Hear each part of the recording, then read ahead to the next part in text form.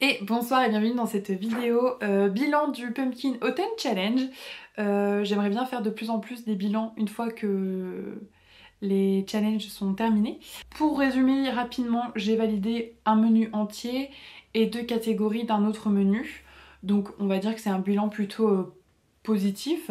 En tout cas moi il me convient et du coup je vais vous faire un petit peu le résumé de tout ce que j'ai pu lire, regarder et jouer.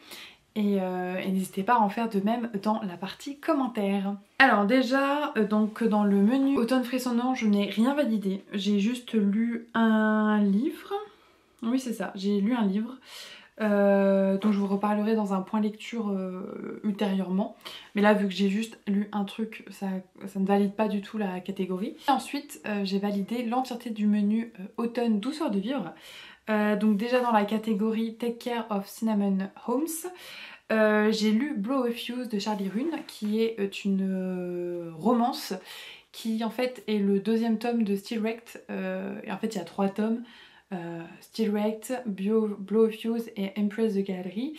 Et en fait chaque tome correspond à un frère. Donc c'est pour ça que je l'ai mis dans cette catégorie puisqu'il y avait un des mots-clés qui correspondait à famille. Donc du coup voilà, c'était l'occasion de le mettre là-dedans. Et tout comme le premier tome, j'ai beaucoup aimé. Je sais pas, je crois que j'ai même préféré celui-là en fait. C'est rigolo parce que au tout début j'ai rencontré l'autrice lors d'un salon du livre.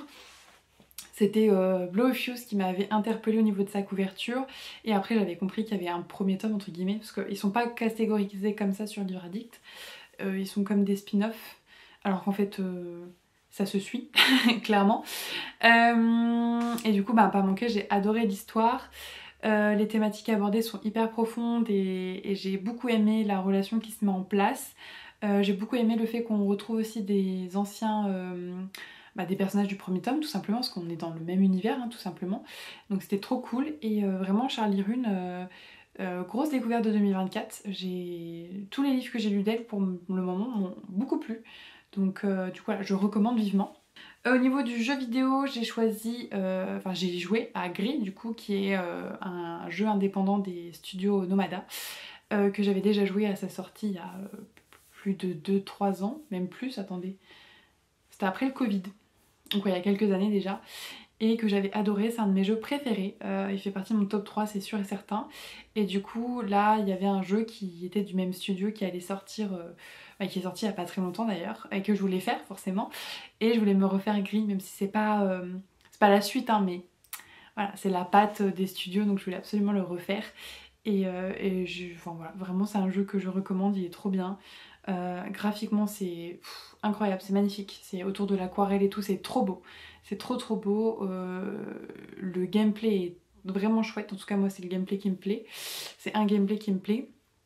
Et la bande son est incroyable, genre vraiment pépite ce jeu, pépite. Donc du coup voilà, c'était un plaisir de pouvoir y rejouer. Et au niveau du film, j'ai regardé Dirty Dancing, parce que pour moi c'est cosy en fait, c'est cosy, comme Gris finalement. Voilà, un de mes films de danse préférés, le film de danse de ma maman préférée. Donc il y a vraiment ce côté un peu nostalgique et c'est cosy pour moi parce que genre je connais les répliques et tout, genre je sais pas, c'est un côté rassurant et du coup ça me semblait logique de le mettre dedans. Et il est passé à la télé pas longtemps après le début du challenge, donc pour moi c'était parfait qu'il tombe à ce moment-là. Pour la deuxième sous-catégorie, donc la délicieuse malaventure de Sadima, j'ai lu By the Way de E.G. Spencer, qui est le premier tome. En fait, il y a By the Way 1 et By the Way 2, donc j'ai lu le premier tome. Et on est à fond dans l'adolescence, donc qui correspond du coup à un des mots-clés. Vraiment, quand je l'ai lu, je me suis rappelé la période où moi j'étais ado, les soirées, etc., les expériences qu'on commence à essayer et tout. Enfin, vraiment, ça m'a replongé dans une ambiance similaire. Donc c'était trop cool et j'étais pas sûre que ça corresponde à ce mot-clé là. Donc je m'étais mis une autre lecture au cas où. Bon, j'avais capté que adolescence ça tombait pile poil parce qu'on est en fin lycée. Donc ça tombait nickel, mais j'avais quand même mis dans la pile à lire Dream on Earth de Amélie Astier et du coup j'avais envie de le lire donc je l'ai lu. Une fois de plus on est dans le thème puisqu'on suit des adolescents. Cette fois-ci une ambiance aussi avec une conscience écologique qui était assez intéressante j'ai trouvé et j'ai hâte de lire la suite qui est du coup Even on Earth dont je vous reparlerai incessamment sous peu. Voilà. Et au niveau du jeu vidéo, j'ai joué à Life is Strange, donc je l'ai pas encore terminé, mais je l'ai mis dans cette catégorie puisque pareil, une fois de plus, on suit des adolescents.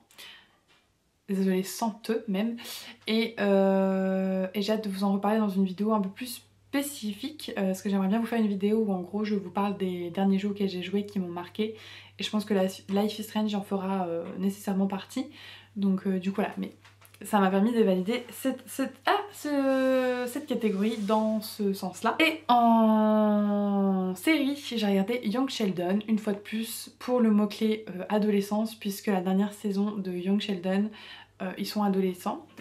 Sheldon et... Comment s'appelle sa sœur? Ah, je sais plus.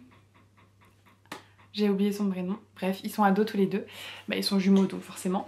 Il y en a un qui est ado, l'autre aussi. et avec les questions qui tournent autour. Genre, sa sœur jumelle commence un petit peu à se révolter. Et c'est exactement ce qui se passe à l'adolescence. Donc vraiment, il y avait exactement ce qu'il fallait pour que ça puisse rentrer dans le thème. Ensuite, troisième sous-catégorie que j'ai validée, cool, je suis contente d'être tombée de cet arbre. Niveau lecture, j'ai lu Dans le cœur de Charlie de Humber Zaz, qui est un livre qui me faisait beaucoup envie lorsque je l'ai découvert lors d'un salon du livre, celui de Val de Virgue, il me semble. Mais j'ai été hypée en fait par le... C'était l'autrice qui me l'avait pitché. Et en gros, elle m'avait dit que voilà, c'était une protagoniste féminine qui avait vécu un drame et qui du coup, pour ça, pour se reconstruire, était partie vivre en Norvège. Pays du Nord, moi il en faut pas plus pour me convaincre. Voilà, en plus la reconstruction, drame, tout ça, j'aime bien le drama. C'était chouette, mais j'ai pas été convaincue. Voilà. J'ai pas été convaincue. Je trouve que l'ambiance Norvège est pas assez présente. Je trouve qu'il y a des trucs qui sont pas assez bien ancrés dans la réalité. Genre en gros, il y a un moment donné on nous explique qu'elle est arrivée il y a 2 ans en Norvège avec ses 2 meilleures amies. Alors déjà je trouve ça fou de partir, de tout quitter déjà soi-même, mais alors d'embarquer 2 meilleures amies avec, je trouve ça dingue. Et en gros elle vit en Norvège et en fait elle a commencé à apprendre le métier de tatoueuse. Maintenant elle a son propre salon. Et en fait son nom traverse les frontières, etc. Genre on vient exprès dans ce salon là pour se faire tatouer par elle. Et je me suis dit par rapport à la temporalité, ça me semblait assez invraisemblable. Et pareil au niveau des dialogues, je comprenais jamais si c'était que elle parlait en anglais avec des Norvégiens ou si elle avait appris le norvégien ou si les gens qui venaient à son salon étaient français ou... Enfin en fait j'ai pas tout compris. Et du coup ça me mettait trop en mode l'histoire se passe pas en Norvège en fait. Moi, à part à un moment donné, elle parle des cinnamon rolls, mais sinon, j'ai pas trop capté en fait que ça se passait là-bas. Et moi, c'est ce qui m'avait surtout hypé en fait, c'était le côté Norvège. Et moi, je pensais que ce serait un truc un peu plus cosy en fait. Mais là, ouais, je sais pas. Il m'a manqué le côté Norvège en fait, tout simplement. Mais sinon, c'était une chouette lecture, hein, mais il m'a manqué quelque chose en fait. Niveau jeu, on est sur totalement autre chose puisque j'ai joué à Until Dawn, qui est un jeu à choix d'horreur, voilà. Donc j'y ai joué pendant la nuit de Halloween avec des copains, donc c'était vraiment cool. Je l'ai pas encore terminé, mais vraiment il est chouette. Voilà, pareil, je pense que je vous en reparlerai dans un point jeu vidéo. Je fais parfois des points lecture quand j'y pense et que j'ai le temps, donc pourquoi pas des points jeux vidéo, ça pourrait être intéressant. Mais en tout cas, il était vraiment cool et il rentrait de ouf dans la catégorie parce que un des mots-clés c'était amitié et on suit une bande de potes, donc parfait. Et puis aventure et tout, enfin clairement on est dans un truc un peu aventure. Voilà. Et au niveau du film, du coup de ce que j'ai regardé, j'ai été voir sur un fil de... Non, c'est pas un livre, donc il n'y a pas deux. Quoique si, je pourrais dire le producteur ou le scénariste, mais je sais plus. Avec en actrice principale Aloïs Sauvage, qui est une chanteuse que j'aime beaucoup, et qui du coup est une protagoniste qui est acrobate, et qui va se faire mal, qui va se blesser, qui va du coup apprendre un nouveau métier, qui est être clown, dans les hôpitaux pour enfants notamment. Et du coup j'ai décidé de le mettre dans cette catégorie puisque clairement c'est une nouvelle aventure qui s'offre à elle. Et j'ai trop aimé, c'était trop bien. Genre ça m'a donné envie d'appeler tous les hôpitaux pour devenir moi-même clown. Vraiment c'est trop cool, j'ai adoré ce film et je ne peux que te le recommander. Dernière sous-catégorie de ce menu que j'ai validé en entièreté, Je crois bien avoir songé qu'à vous seul, dont les mots-clés étaient tout ce qui était autour de l'amour, l'orgueil, préjugés, etc. J'ai lu Dark Hope de Mayaka, qui est une dark romance, et je crois que j'ai compris que les dark romances ce n'était pas fait pour moi. Vraiment, je comprends pas le délire en fait. Pourtant j'en ai lu, hein. Mais je trouve que c'est trop violent, c'est trop toxique, j'arrive pas à mettre de la romance là-dedans en fait. Pour moi c'est de l'emprise, c'est de la violence, c'est pas de la romance, et autant dans un thriller je peux le comprendre, je pense que ça aurait pu me hyper si c'était dans un thriller, mais là dans une romance pour moi c'est pas possible, il peut pas y avoir de l'amour dans ce contexte. C'est très compliqué, enfin ça passe pas du tout. Mais au moins je sais, ça y est, je suis vaccinée, je ne lirai plus de dark romance, mais j'ai hâte de découvrir La Plume de Mayaka dans un autre genre. J'en ai un dans mes pieds à lire qu'il faut que je découvre d'ailleurs. Mais non, les dark romance ça suffit, c'est fini. Mais je l'ai lu jusqu'au bout, donc j'ai validé cette catégorie dans ce sens-là. Et au niveau du jeu vidéo, j'ai joué à Neva du coup, donc le jeu qui est sorti récemment dont je te parlais, qui est des mêmes studios que Gris, donc Nomada Studio. C'était trop bien, enfin c'était trop bien, c'est trop bien parce que pareil je l'ai pas encore terminé. Voilà, donc je l'avais mis dans cette catégorie puisque on va y suivre un personnage principal femme, qui est accompagné d'un petit chien, petit loup blanc. Et dans la bande-annonce déjà on voyait l'amour qu'ils avaient l'un pour l'autre. Et pour y avoir joué, moi-même quand on fait du mal au petit loup blanc, je suis en train de péter mon crâne en disant mais vous touchez pas mon bébé et tout, alors que pas du tout, c'est pas mon bébé chien moi, genre vraiment c'est... Voilà, il y a un truc qui se passe et du coup il rentre pile poil dans la catégorie et pareil, je vous en parlerai plus dans un point jeux vidéo.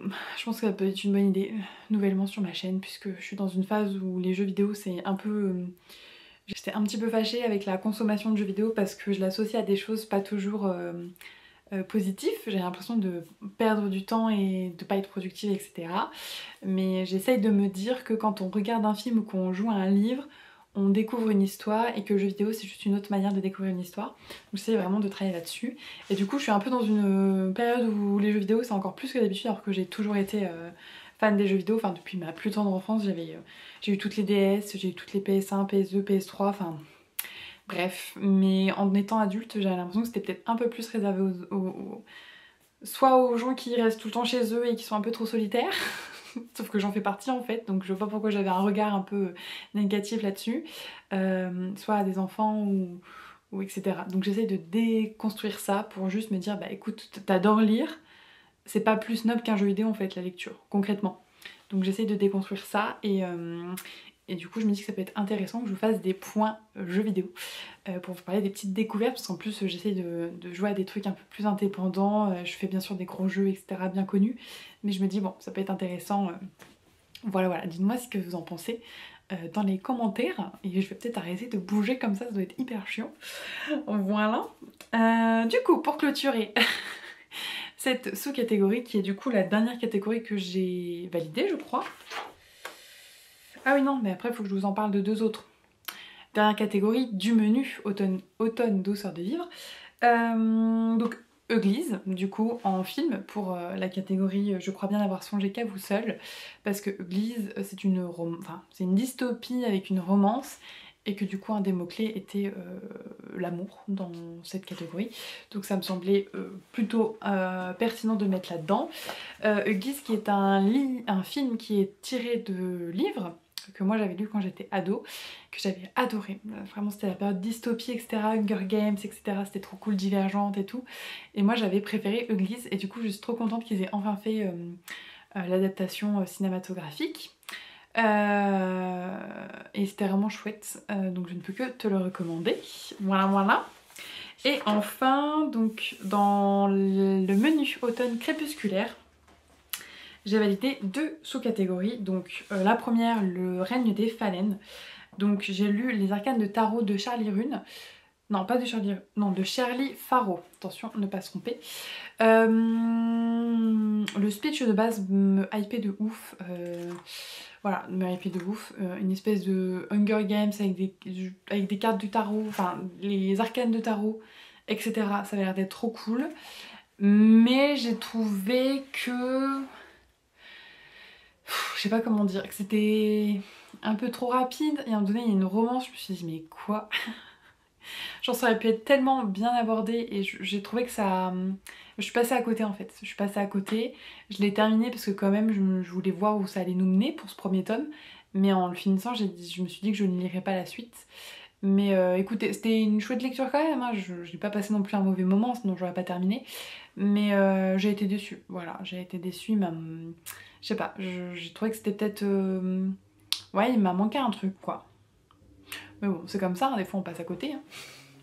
Hein. Niveau jeu vidéo, j'ai joué à Spiritfarer, qui est un petit jeu de gestion où en gros on incarne un personnage féminin qui est passeuse d'âme.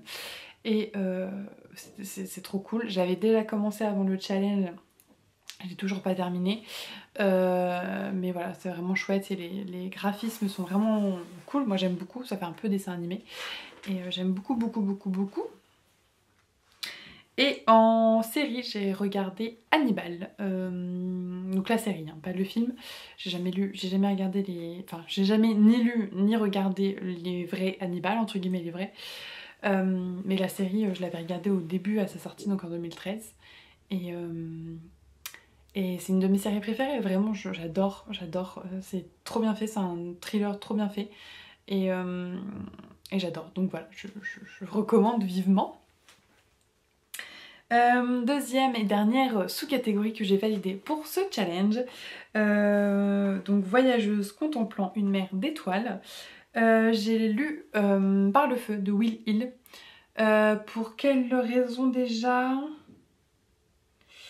Pour mystère et cauchemar, puisque Par le feu de Will Hill, c'est un livre qui retrace de manière fictive Enfin, c'est basé sur des faits réels, mais ça a été romancé, quoi. Une jeune fille qui a réussi à sortir d'une secte. Et du coup, pendant tout le livre, on suit son quotidien dans la secte, tout en ayant en fait la fin de l'histoire au tout début du film. Donc on sait ce qui se passe à la fin.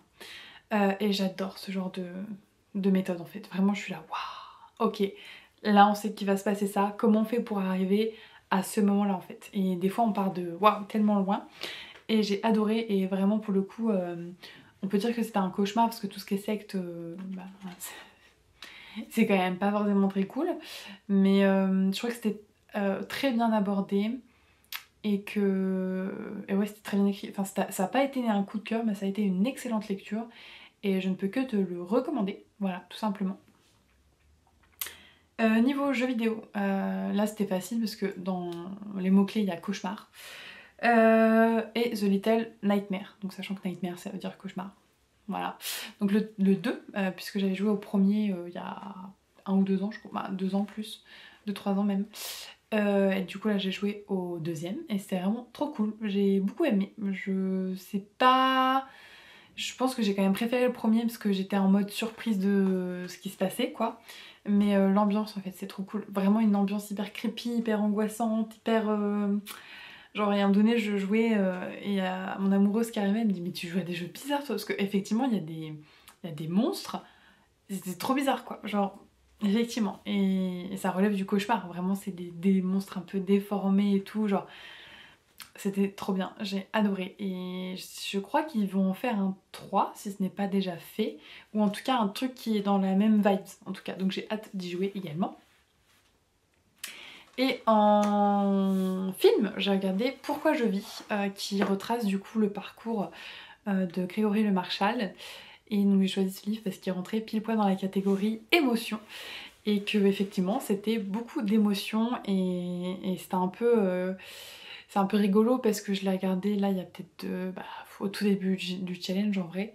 Et là je regarde la Star Academy, je suis à fond, et la semaine dernière ou il y a 2 semaines, en tout cas au moment où je tourne la vidéo, c'était un petit peu un hommage à Grégory Le Marchal, du coup ça m'a replongé dans ce film là que j'avais vu.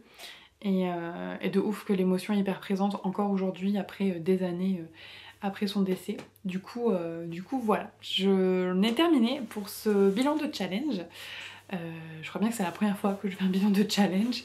J'espère que cette vidéo vous aura plu. Si toi aussi tu as participé au challenge, n'hésite pas à me dire quel sous-menu tu as validé. qu'est-ce que tu as lu, qu'est-ce que tu as préféré, ce que tu as joué, est-ce que tu as regardé des trucs aussi, enfin voilà, raconte-moi tout dans l'espace commentaire. Et sur ce, je te souhaite une jolie journée, soirée ou nuit à toi. Des bisous!